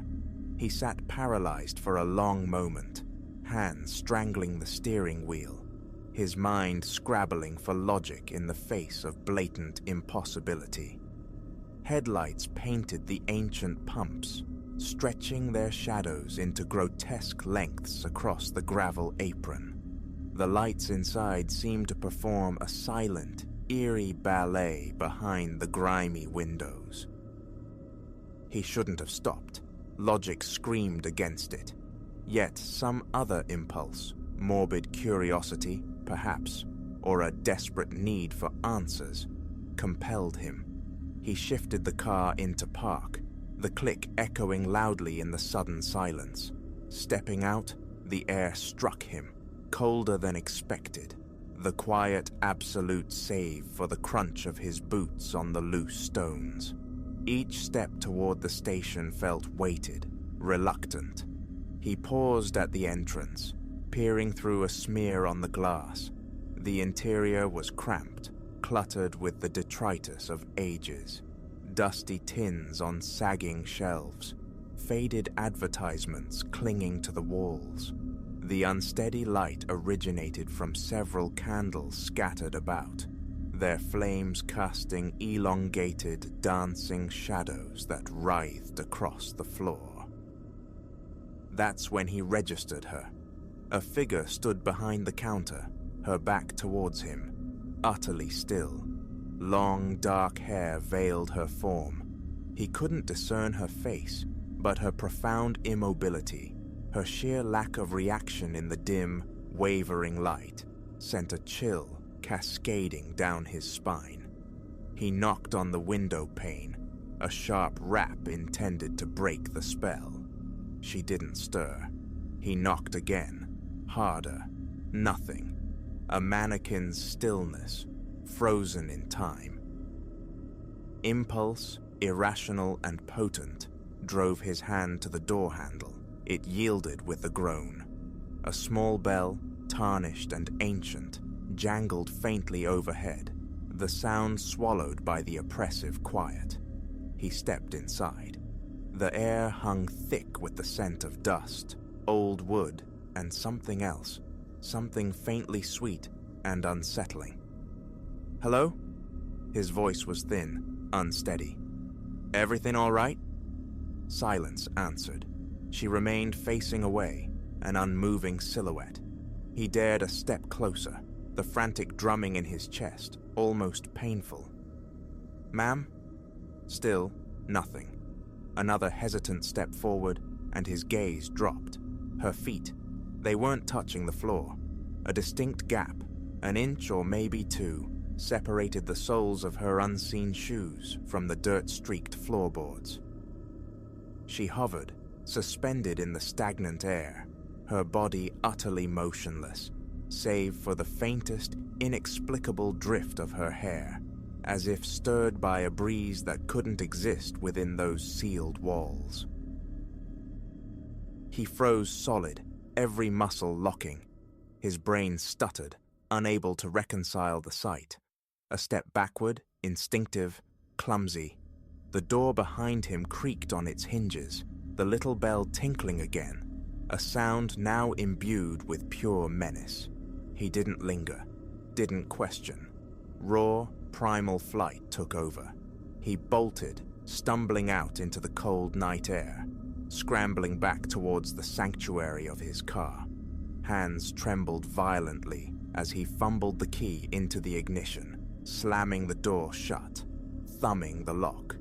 A futile gesture against the impossible. The engine roared to life, tires spitting gravel as he wrenched the car back onto the road and fled, refusing the urge to look back. He drove without conscious thought, propelled by sheer terror, until the distant, familiar glow of his town appeared on the horizon. Only then, as the road finally straightened and the oppressive woods began to recede, did the crushing tension begin to ebb. He pulled into his own driveway, the vehicle ticking in the quiet street, his hands still shaking uncontrollably. He sat there for a long time, staring into the mundane darkness. What he encountered on that aberrant stretch of road remained inexplicable, a tear in the fabric of his known world. The loop, the station, the figure suspended between worlds, nightmares made manifest. One certainty remained etched deep. The old hollow road was a path he would never tread again. And should you ever find yourself on a familiar way that suddenly feels too silent, too dark, too fundamentally wrong, turn back. Some roads simply aren't meant for passage.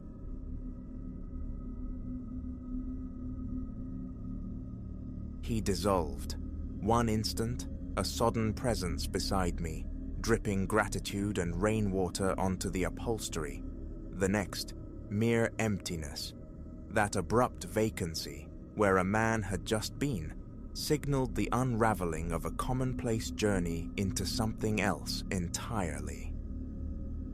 The true horror, however, waited further down the rain-slicked asphalt, poised to repeat itself into infinity. Hours had bled into an indistinguishable smear of fatigue and highway hypnosis. Outside, the deluge hadn't paused for breath since I'd escaped the sterile confines of the office. The world beyond the glass was a watercolor wash of charcoal and gloom. 2 hours down, one to navigate. Then, materializing from the liquid shroud beside the asphalt ribbon, a solitary shape, thumb extended in the universal plea of the stranded. He looked waterlogged, a man sculpted from rain and desperation, shoulders slumped in a posture of utter defeat. Prudence, instilled by maternal warnings whispered across years, screamed against the impulse. Yet, the sheer misery etched in his bearing, the stark isolation mirroring my own, after miles of engine drone and wiper rhythm, swayed me. The car sighed onto the wet shoulder. "Destination?" I managed as he folded himself into the passenger side, shedding rivulets like a poorly wrung sponge. A little further on, his voice resonated, unexpectedly deep, gravelly for his slight build. "Appreciate the lift." A curt nod, the car merging back into the grey stream. Silence stretched, punctuated only by the metronomic sweep of the wipers and the percussive drumming on the roof. An attempt at normalcy. "Name's Elias," I offered, turning. The words caught, strangled by disbelief. The seat beside me gaped, vacant. My foot crushed the brake pedal, The tires shrieked a brief protest on the slick tarmac. Wildly, my eyes scanned the interior. Had hallucination finally claimed me? But no, the damp patch remained, a dark stain on the fabric. The seatbelt, cinched tight moments ago, lay coiled and inert. An absurd notion flickered. He slipped out unnoticed, instantly extinguished by the cold certainty that such a departure, silent and instantaneous, was utterly impossible. With hands clamped white-knuckled around the wheel, a tremor running through me, I forced the car forward. And then, shimmering through the rain-streaked windshield, perhaps 100 yards distant, the identical figure. Same saturated clothes, same beseeching thumb. I blinked fiercely, scrubbing my eyes, convinced of phantom images born of strain. Yet, as the distance closed, the reality solidified. It was him, indisputably. I accelerated past, heart hammering against my ribs, a frantic glance in the rear view, confirming his diminishing form against the deluge. Relief warred with profound disorientation. Was this some cruel trick of perception? An extreme fatigue-induced echo? Before the questions could fully form, the impossible asserted itself once more. Further ahead, standing sentinel in the downpour, he waited again. This time, momentum bled away as I neared him.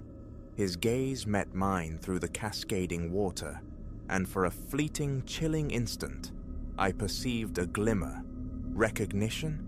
Impossible. The man was a cipher encountered only minutes prior.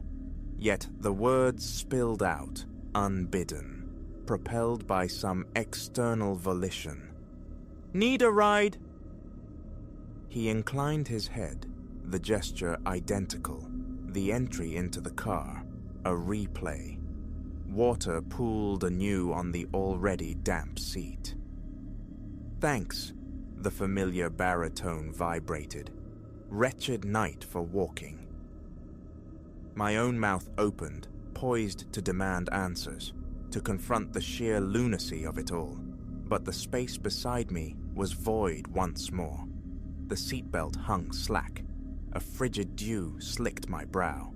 This wasn't merely strange, it was a violation of reality's fabric. My foot slammed the accelerator, a desperate bid for escape from the inexplicable. Speed offered no sanctuary. With maddening regularity, every few miles yielded his reappearance, sometimes flanking the road to the left, sometimes the right, eternally sodden, eternally soliciting passage. The tally blurred. 10 sightings, 20, 50. A fragment of my fracturing mind craved confrontation, demanded understanding. But that fragment was drowned by a primal, instinctual terror that kept my foot pinned to the floor. The phenomena mutated. Glancing sideways, I'd find him seated beside me, gaze fixed impassively on the road ahead, oblivious to my hyperventilating presence. A check of the rearview mirror revealed him occupying the back seat, a silent, dripping passenger. Once, in a spike of pure, unadulterated horror, a glimpse into the side mirror showed him running parallel to the car, effortlessly matching my 90-mile-an-hour flight through the storm. I resorted to desperate measures, pinching flesh until it bruised, dousing my face with frigid bottled water at a desolate fuel stop, even striking my own cheek with stinging force. Futile. The spectral hitchhiker persisted, an inescapable fixture in this torturous, repeating nightmare. Then, through the thinning gloom, as dawn bruised the eastern horizon, salvation. The green sign bearing my exit number. Never had mundane signage seemed so beatific. I veered onto the ramp, the car shuddering, or perhaps it was just me, vibrating with a cocktail of exhaustion and raw fear. Rolling into my own driveway felt like breaching sanctuary, a fragile tendril of hope unfurled. For a long minute, I remained encased in steel and glass, paralyzed by the dread of what a final look around might reveal. Summoning the last dregs of nerve, I scanned the interior. Empty. Outside, the suburban street slumbered, ordinary and blessedly silent. A ragged sigh escaped my lips as I stumbled out on legs that felt like unreliable stilts. Fumbling for my keys, approaching the haven of my front door, I heard it, a distinct scuff of shoe leather on wet pavement behind me, a slow turn, ice water flooding my veins. He stood at the foot of the driveway, not pleading, not forlorn, but smiling, a thin, knowing curve of the lips.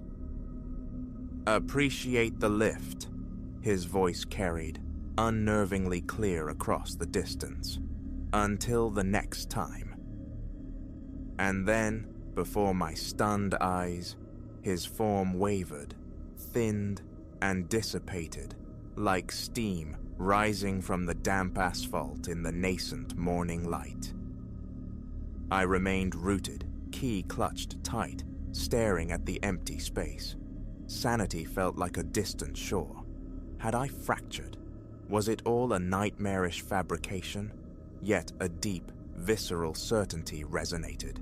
The sodden man, the impossible repetitions, the physics-defying pursuit, all horrifyingly real. Work was unthinkable.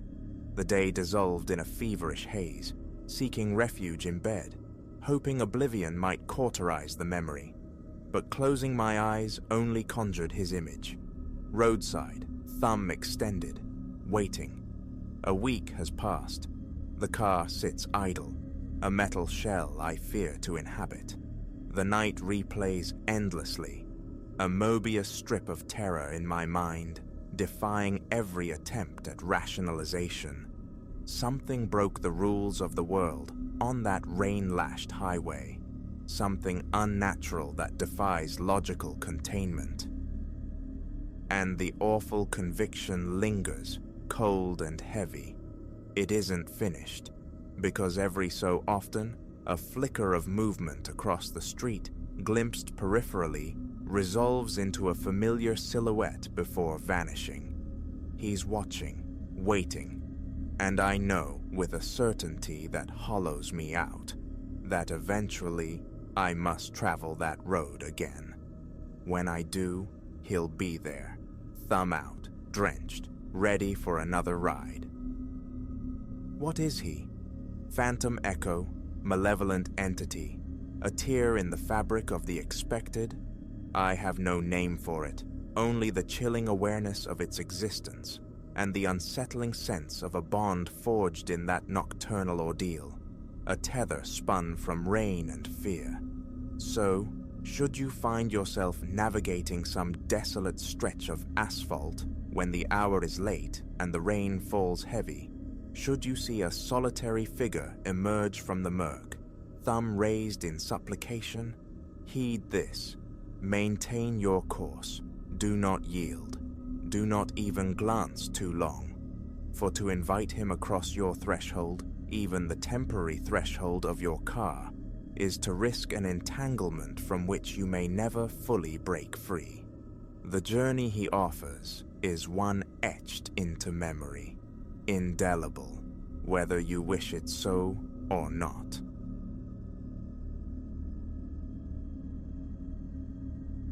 His outward pleasantness, that's what I'd chosen to believe in. An illusion shattered now by the pinprick eye of a camera, nestled deep within my bedroom vent. Its tiny pulse of crimson light feels obscene, a voyeuristic heartbeat echoing in the sanctuary of my solitude. A chill, viscous and slow, traces my spine. How long has this unseen gaze owned my private world? It began, innocuously enough, 3 months prior, when Silas claimed the house next door. Affable, wasn't he? Always a ready wave from his perfectly manicured lawn, offers to lend a hand with the heavier garden tasks, the very portrait of neighborly consideration. His nocturnal habits, glimpsed through curtain gaps, figures moving in lamplit rooms at 3 a.m., I'd dismissed them. Shift work, surely. I pushed down the nettle sting of unease that surfaced whenever his eyes found mine across the fence line. One twilight evening, the air thick with the scent of damp earth and jasmine as I nursed my thirsty ferns, Silas materialized at my elbow, a plate bearing still warm cookies, extended like a peace offering. A little something, he offered, his smile a thin curve that failed to ignite any warmth in his gaze. Baking settles the nerves, when sleep evades. I murmured thanks, acutely aware of his scrutiny, a palpable weight that lingered unnervingly long after the pleasantries concluded. Weeks bled into one another, marked by subtle disturbances. A book nudged from its usual spot on the nightstand, a framed photograph askew on the mantelpiece. Trivial shifts, easily rationalized, yet accumulating into a creeping sense of displacement, as if the very molecules of my home were being subtly rearranged by an unseen hand. Then, the whispers began, faint, dry scrabblings from within the walls, a furtive skittering just beyond the threshold of hearing. Sleep became a shallow, interrupted thing. I'd jerk awake, heart hammering against my ribs, convinced of a presence sharing the dark. Each frantic search yielded nothing but dust motes dancing in moonbeams. Friends offered placations. Old houses groan, settle, breathe. Paranoia, they suggested gently. But a deeper instinct screamed violation, a certainty that burrowed beneath my skin. One night, the distinct complaint of a floorboard under pressure jolted me from a restless doze.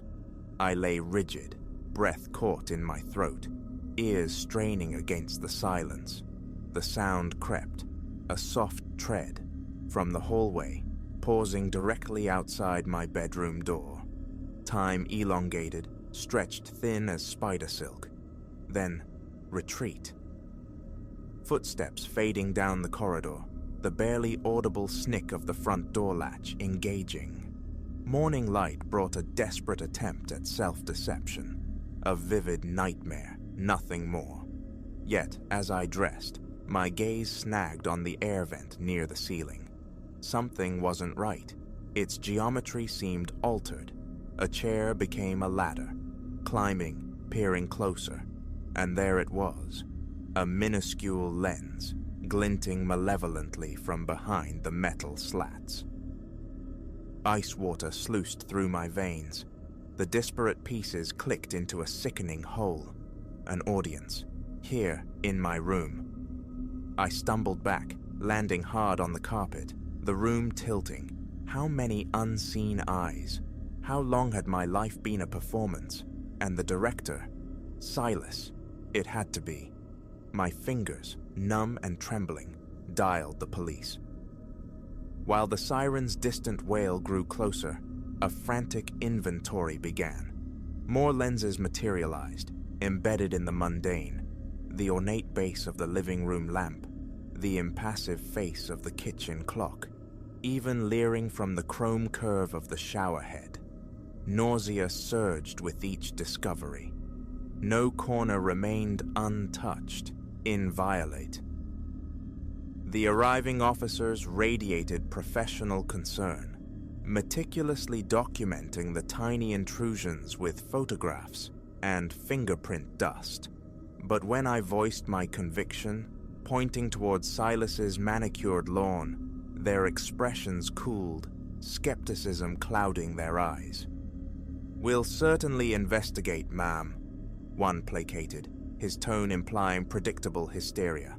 But accusations require concrete proof. Wasn't this nest of hidden lenses proof enough? The scream building in my chest remained silent. I offered only a numb nod as they completed their sterile report. The house felt contaminated, hostile. I couldn't breathe its air. A hastily packed bag, a desperate drive across town to my sister, Lena. Her horror mirrored my own as the story tumbled out, her immediate insistence that I stay, cocooned in the relative safety of her apartment, overriding my dazed protests. Days crawled by. The police investigation stalled. No usable prints, no traceable DNA. The cameras themselves were ubiquitous models, easily acquired online. Silas, when questioned, presented an unshakable alibi for the night I'd heard the phantom footsteps. The truth felt impossibly distant, dissolving like smoke. A week into my self-imposed exile, Lena shook me awake, her face a pale mask in the pre-dawn gloom. "Elara, listen," she whispered, voice taut with fear. "Someone's at the door, trying the handle." We clung together in the dark sanctuary of her bedroom, the faint, persistent rattle of the doorknob amplifying the frantic pulse in my ears. Lena fumbled for her phone, dialing 911 with shaken fingers, while I crept to the window, parting the blinds by a mere fraction, and saw him, Silas. Bathed in the sickly orange glow of a nearby streetlight, his face turned upwards, eyes fixed unerringly on my window. Our gazes locked across the distance. A smile stretched his lips, that same vacant, chilling curve. Then, he dissolved back into the encompassing shadows, just as the first sirens began their mournful ascent.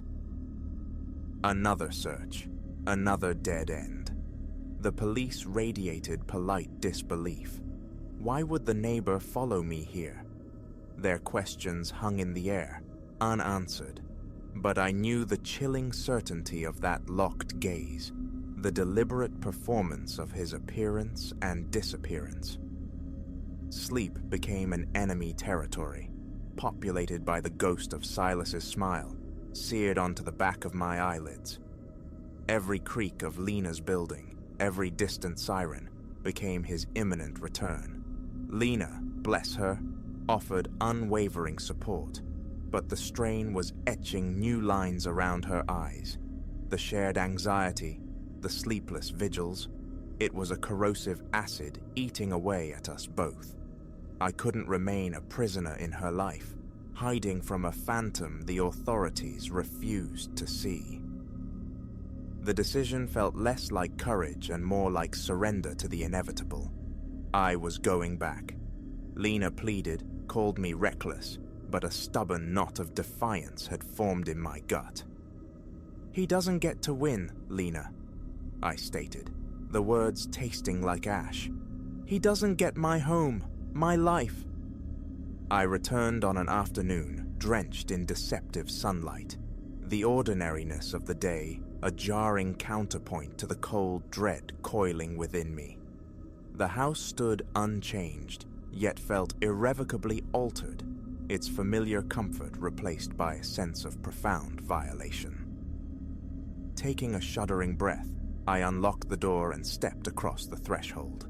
My first act, a meticulous crawling search. Every nook, every appliance, every shadow scrutinized. Nothing. The absence of new lenses was perversely more terrifying. Before the eyes had locations. Now they could be anywhere. The feeling of exposure was absolute. That night was a tapestry of fractured sleep. Each settling groan of the old house, each flicker of shadow beyond the curtains, catapulted me into panicked wakefulness. Yet, silence reigned. Days bled into a week, then two. A fragile layer of calm began to settle, thin as ice over deep water. Perhaps he'd grown bored. Perhaps the police interview had spooked him. One evening, replicating the mundane ritual from that first poisoned encounter, I was watering the parched pots on my porch. A flicker of movement from next door.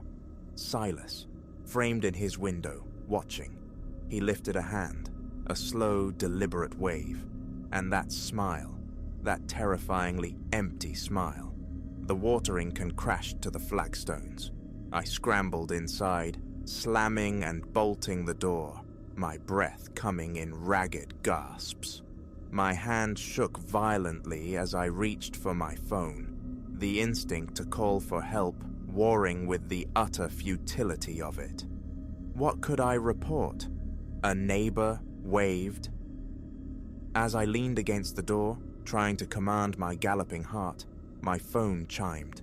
A new email, an unfamiliar address. Fingers slick with cold sweat, I tapped it open. The world tilted, colors leaching away. Photographs, dozens upon dozens. Me, inside my house, oblivious. At my desk at work, pushing a cart in the supermarket. Some predated the camera discovery. Others were sickeningly recent.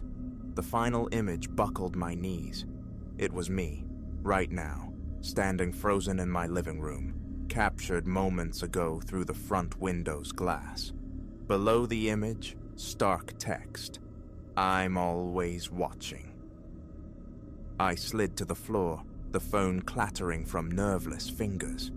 The familiar walls seemed to warp, pressing inwards. The truth, stark and unadorned, settled like a shroud. This wasn't an ordeal with an endpoint. Silas wouldn't tire. He wouldn't stop. The horror wasn't just the intrusion, the theft of privacy. It was the eradication of sanctuary, the permanent exile from peace. Every future moment, waking or sleeping, would be lived under the shadow of that unseen gaze, that patient, predatory watchfulness. My eyes scanned the living room, the space I had curated, loved. Now a cage. Each corner a potential hiding place for another lens, another piece of him embedded in my life. Moving offered no solace. How could safety ever be reclaimed? How could I trust the anonymity of a new town, knowing he could follow, or that another Silas might already be waiting? Sunset bled through the window, casting elongated skeletal shadows across the floorboards. I sat immobile, trapped in a paralysis of fear and suffocating uncertainty. In the deepening gloom, a single question resonated with chilling clarity. In a world wired for observation, where does one truly hide? The phone screen glowed faintly on the floor beside me. The email remained open, its gallery of stolen moments a testament to my violated existence. Call the police. Show them this undeniable proof. The thought flickered, then died. What difference had proof made before? A sudden noise outside, footsteps crunching softly on the porch gravel, a silhouette drifted past the window. Then, a soft, almost polite knock at the front door. "Neighbor," Silas's voice, pitched in that familiar, deceptive tone of friendly concern. "Saw your light still burning. Just wanted to make sure everything's all right." I didn't answer. Couldn't. My lungs seized, breath trapped. I remained huddled in the encroaching darkness, the frantic rhythm of my own heart deafening, drowned only by the faint, insistent scratching sound that began on the wood of my front door. His fingernails, waiting, watching, exactly as he had been doing all along.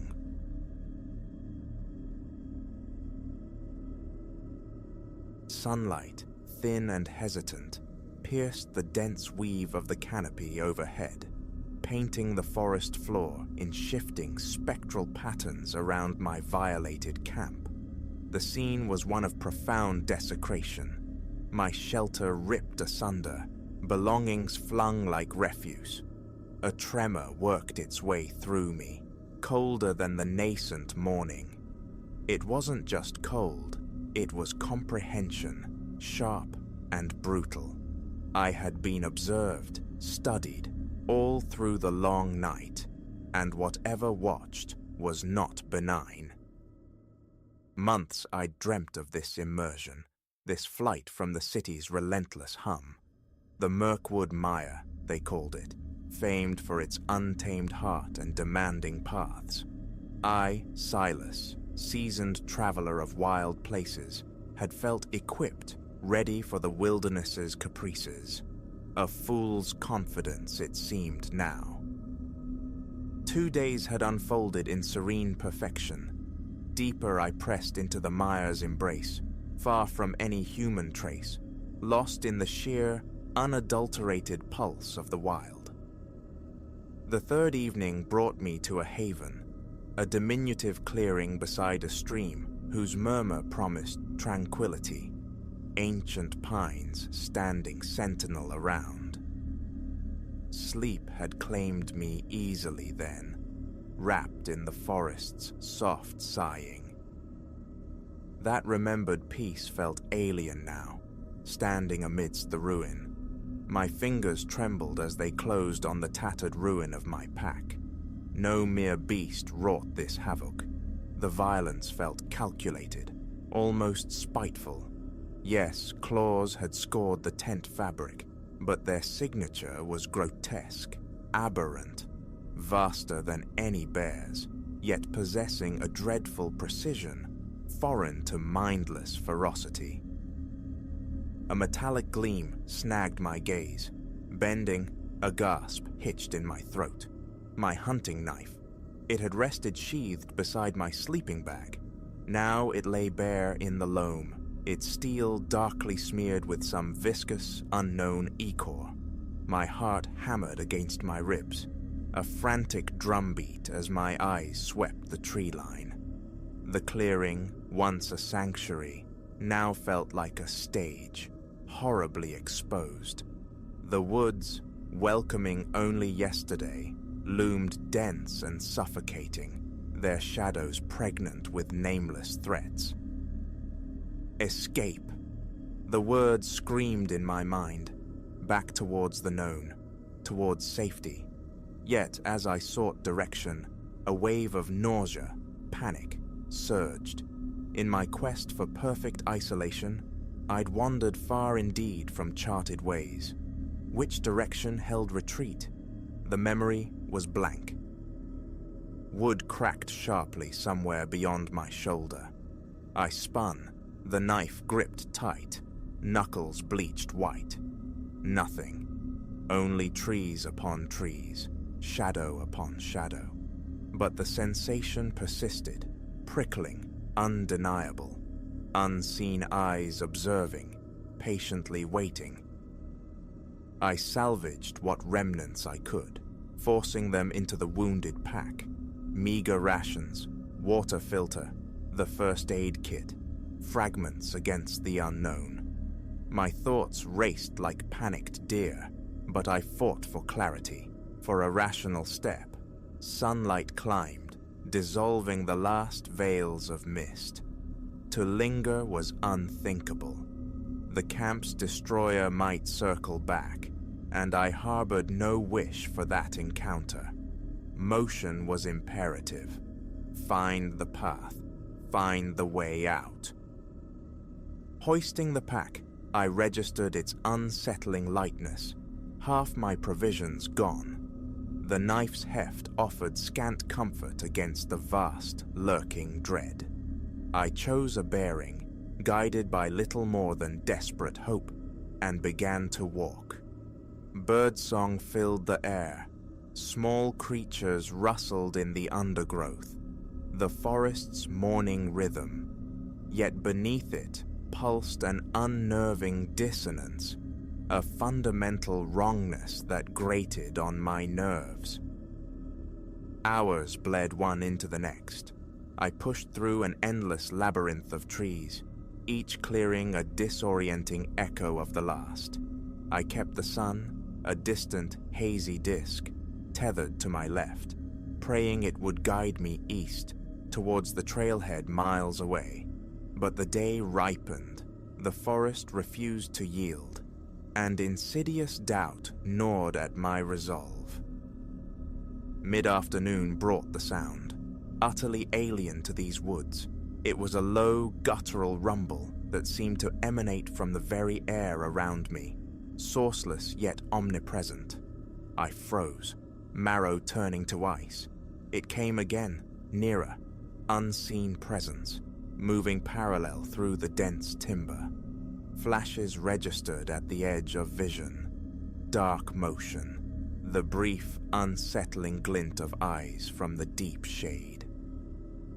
Reason shattered, I bolted, plunging through the tangled underbrush, heedless of direction, heedless of noise. Branches lashed my face, roots clawed at my ankles, hungry to trip me.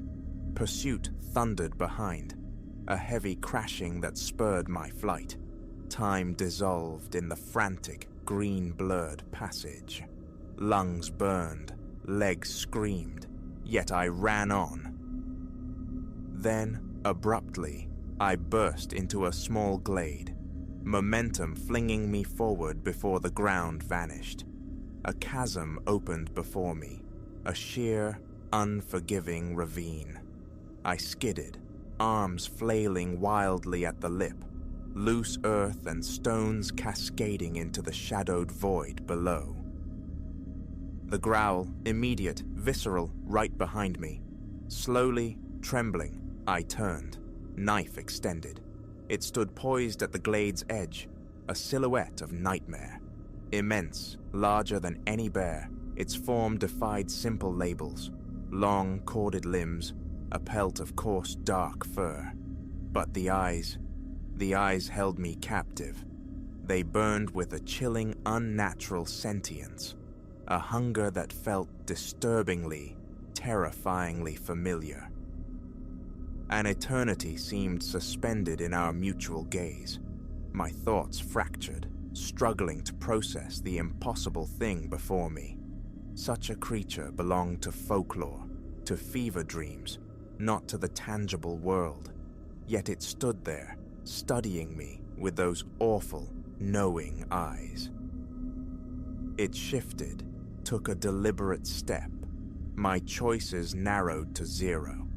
The ravine promised oblivion, yet facing this monstrosity felt like the same sentence. In that sliver of indecision, it lunged. Instinct, raw and primal, threw me sideways. The creature's mass hurtled past, its own momentum betraying it. It clawed desperately at the crumbling edge, a futile scrabble on the loose soil. A final roar, blending fury and perhaps fear, echoed as it plunged into the depths. I lay prone, breath tearing through me, the world silent save for my own ragged gasps. Disbelief warred with adrenaline. Cautiously, inch by agonizing inch, I crawled to the precipice and peered down. Nothing. No sign of impact, no broken form. Only mist coiling in the deep shadows below. Scrabbling back, mind reeling, I felt a new wave of fear. What was that? And were there others? The sun bled towards the horizon, painting the sky in lurid streaks of orange and rose. I couldn't remain. Nightfall in this place promised horrors I couldn't fathom. Keep moving. I picked a direction, any direction, and walked. The earlier panic had cauterized, leaving behind a stark, grim will to endure. I would survive. I would escape this mire. Darkness descended, and still I walked.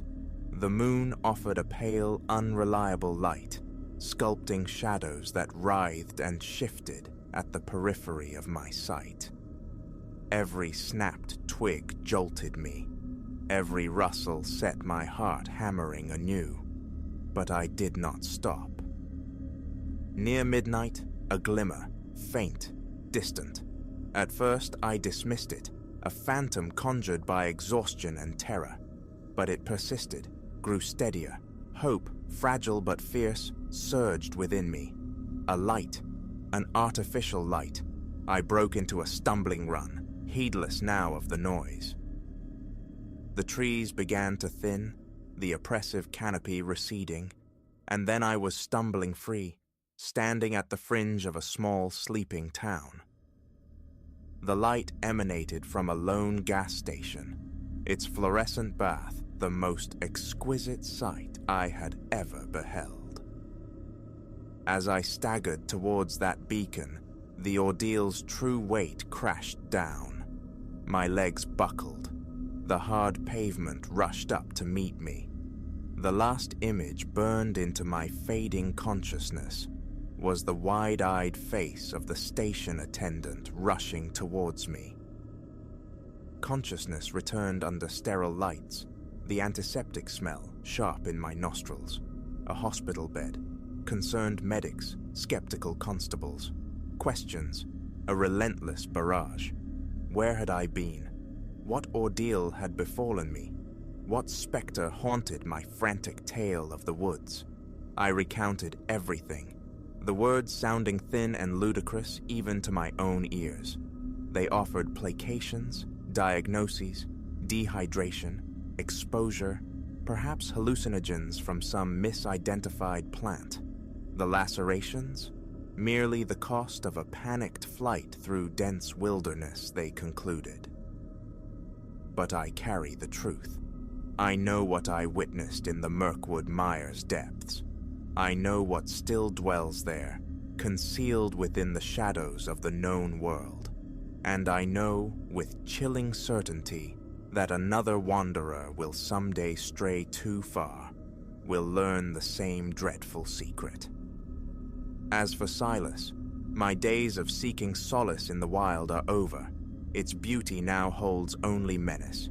Yet sometimes, when the night deepens and the wind whispers secrets against the glass, my gaze drifts towards the distant, dark slash of the tree line, and I cannot help but wonder if, from within those woods, something still watches me.